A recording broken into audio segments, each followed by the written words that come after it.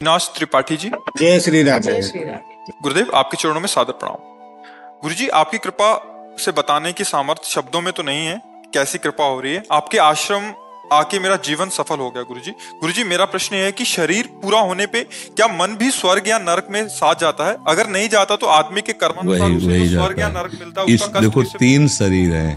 एक स्थूल शरीर जो आप ये देख रहे हैं, ये यहीं छूट जाता है और इसकी गति हो जाती है। अगर गाड़ भी दिया जाए तो भी जल तत्व जल में, वायु तत्व वायु में, आकाश तत्व आकाश में, अग्नि तत्व अग्नि में, पृथ्वी तत्व पृथ्वी में। अगर जला दिया जाए तो इसकी गति यही होती है अंतिम। और सूक्ष्म शरीर और कारण शरीर, ये तीन शरीर हैं। तो स्थूल तो छूट जाता है, सूक्ष्म और कारण। जीव का स्वभाव शरीर कारण है और मन बुद्धि चित्त अहंकार 5 ज्ञानेंद्रियां, सूक्ष्म 5 कर्मेंद्रियां, ये ढांचा छूटने के बाद वो अपने कर्म के अनुसार फिर नरक या स्वर्ग, अगर स्वर्ग जाएगा तो बाहरी ढांचा देवता का हो जाएगा, अंदर पूरा सिस्टम वही है, समझ रहे ना। नरक जाएगा तो बाहरी ढांचा यातना देख हो जाएगा, अंदर पूरा सिस्टम वही।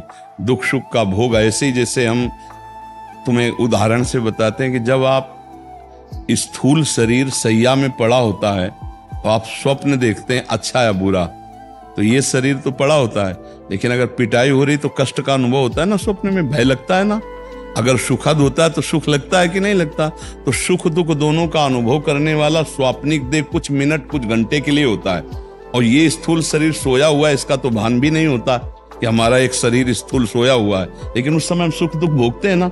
ठीक ऐसे शरीर छूटने के बाद वो नरक का दुख, स्वर्ग का सुख, या जैसा उसका कर्म उसके अनुसार दुख सुख उसको भोगना पड़ता है। समझ पा रहे हैं आप? इसीलिए हमें जीते जी ऐसी स्थिति करनी मन की कि भगवान में लग जाए तो दुख सुख से बच जाएगा।